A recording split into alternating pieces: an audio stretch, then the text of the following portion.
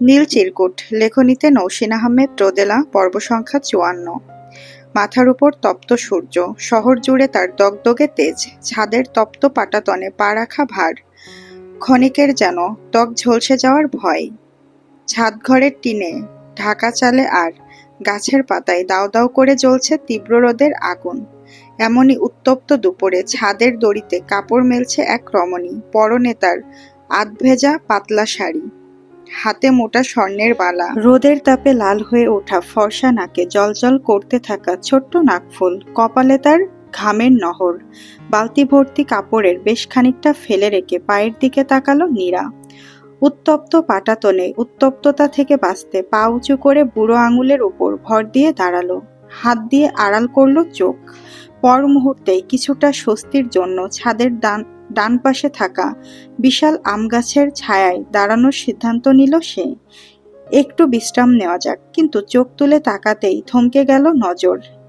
আম গাছের ছায়ায় উল্টো দিক ফিরে দাঁড়িয়ে থাকা মানুষটিকে চোখের পলকেই চিনে ফেলল নীরা। টি শার্টের কলারটা পেছনের দিকে ঠেলে দিয়ে দাঁড়িয়ে আছে অন্তু, পরনে ছাইরঙা 3/4 প্যান্ট আর চটি জুতো।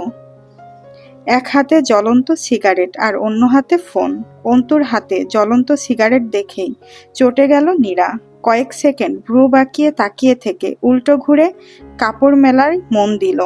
বালতিটা এক জায়গা থেকে অন্য জায়গায় রাখতে গিয়ে ইচ্ছে করেই অতিরিক্ত শব্দ করল।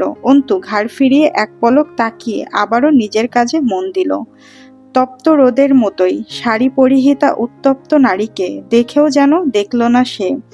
নীরার রাগটা যেন থিতিয়ে গেল। কাপড় মেলতে মেলতেই রাগ ভুলে ভয়ানক মন খারাপ হয়ে গেল। যে মানুষ রাগকেই পাত্তা দেয় না, তাকে রাগ দেখিয়ে কি লাভ? নীরা দীর্ঘশ্বাস ফেলল, মস্তিষ্কে কড়া নাড়ল। উত্তরহীন কিছু প্রশ্ন।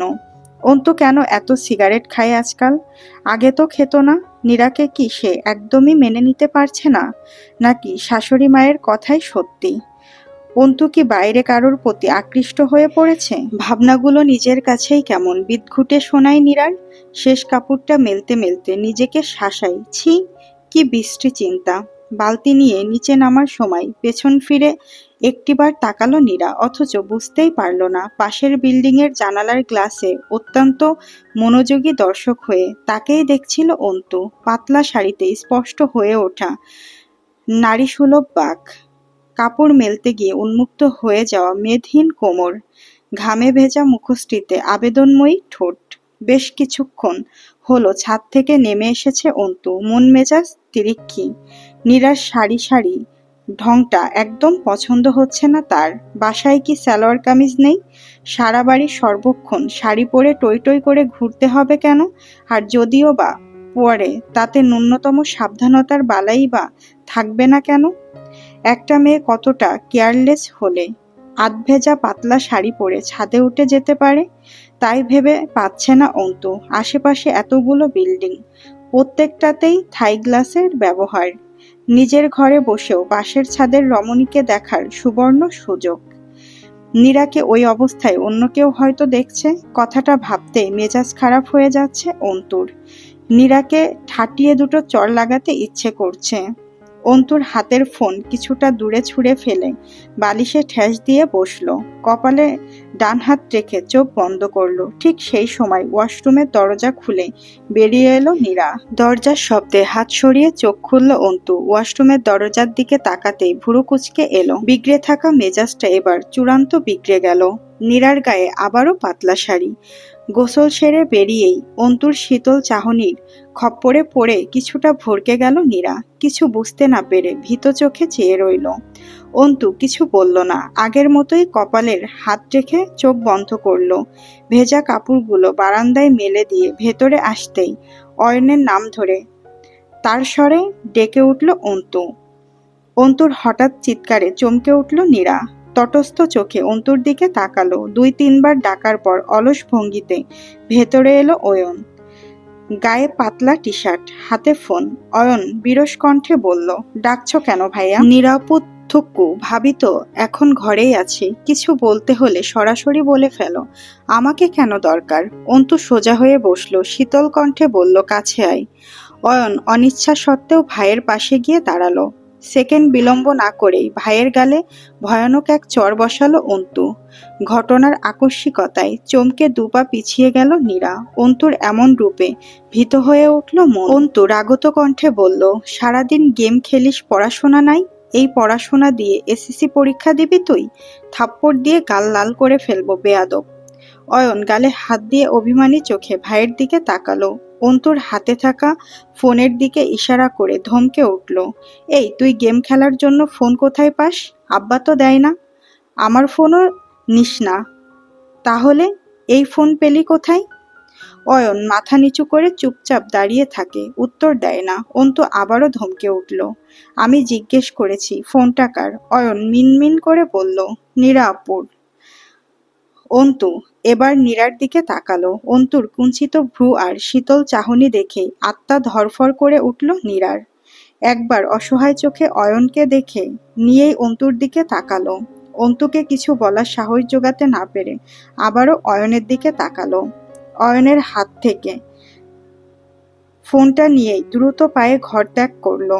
নীরার যাওয়ার দিকে কয়েক সেকেন্ড তাকিয়ে থেকে ভাইকে কাছে টানলো অন্তু। মাথায় হাত বুলিয়ে দিয়ে বলল, বেশি ব্যথা লেগেছে?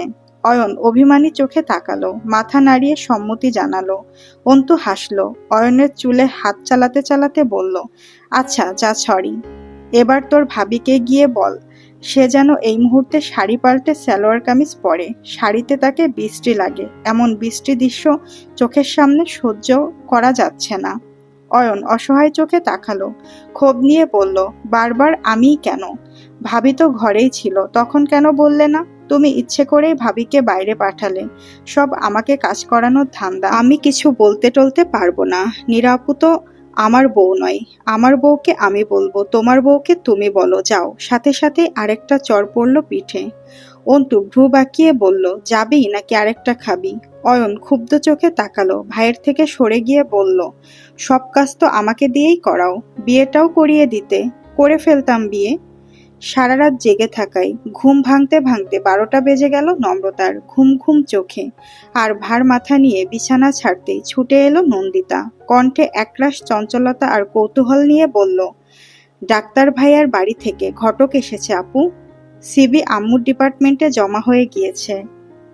একবার যদি কনফার্ম হয়ে যায় তাহলে ডিরেক্ট শ্বশুরবাড়ি।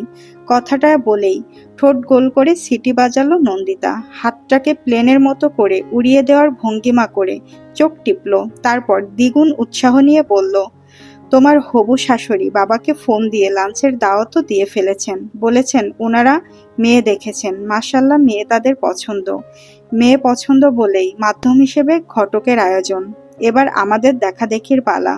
আমাদের যদি ছেলে পছন্দ হয় তাহলেই আলহামদুলিল্লাহ। আম্মু যদি হ্যাঁ বলে তাহলে চট করে দাওয়াতের ব্যাপারটা তুলবে বাবা, নয়তো সন্দেহ টন্দেহ করে বসতে পারে। আম্মুর তো বিশ্বাস নাই। নম্রতা হতভম্ব চোখে চেয়ে রইল। এত তাড়াতাড়ি এত কিছু হয়ে গেল আর সে টেরও পেল না। নম্রতার ঘোলাটে ভাবনার মাঝেই নম্রতাকে ঝাপটে ধরল নন্দিতা। উত্তেজনায় লাফাতে লাফাতে বলল, উফ, আমার যে কি মজা লাগছে, আবার একটু মন খারাপও লাগছে। ছিবিতে দেখলাম ডাক্তার ভাইয়ার নাকি ছোট ভাইটাই নাই। খুব দুঃখের সংবাদ। আমার প্রেমটা হতে হতেও হলো না। দিদি তেরি দেবর দিওয়ানা গানটার উপর জবরদস্ত নাচ শেখাটাও কাজে লাগলো না। ওয়েস্ট, সব ওয়েস্ট।